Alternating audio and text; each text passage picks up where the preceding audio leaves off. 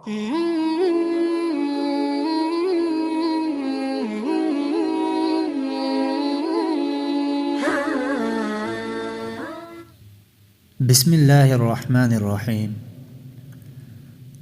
Ahanba para asing amangi masail. Wuzu gi faraz marini. Ahanbada mai taba matamda laibakki samkhong dagina khadang makha phawba namacha amadagina namacha ama phawba thungna ising chothan gadabani. Ani subada khut animak khuning phawba chamba haibadi khuning yauna chamba. Ahum subada kokki saruk mari thokpagi amada masa tauba. Mari subada khong animak khumit yauna chamba. Wuzugi sunnat sing. Wuzuda sunnat taragani thoini.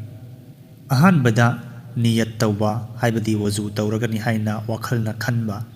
Ani subada bismillah sonba. Ahum subada khut animak khojeng phawba ahumlak chamba. Mari subada ahumlak chin tengba.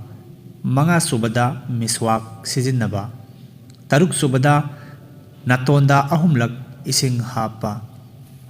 Taret subada maithong khut amadi khong sing ahumlak chamba.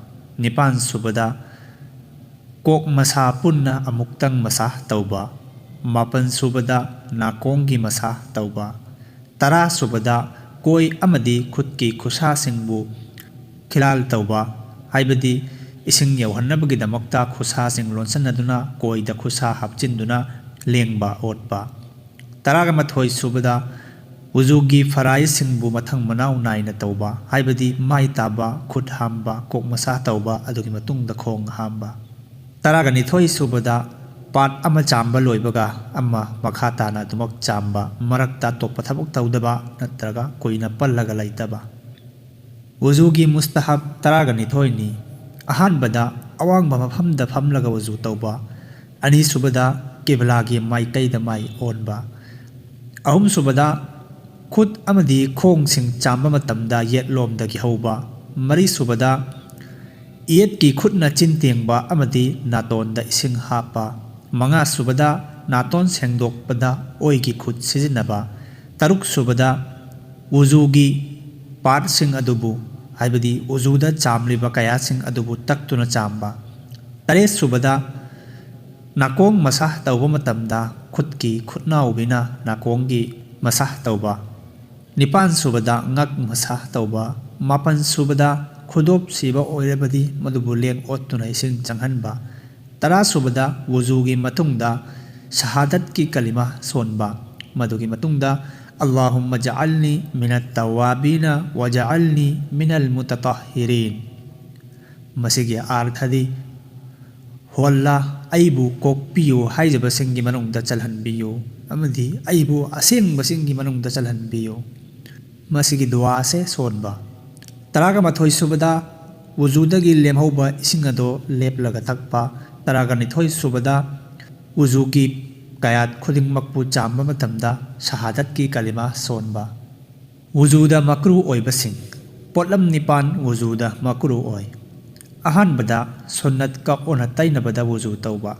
Ani subada darkaradagi henna ising sijinnaba. Ahum subada darkar laibadagi watna ising sijinnaba. Mari subada wuzu tauringai marakta duniyagi wari sanaba. Manga subada maida ising kanna thomjinba. Taruk subada wuzugi kayat singbu ahumlaktagi henna chamba. Nipan subada kok masah tauba matamda anauba ising lauduna ahumlak hallaga tauba.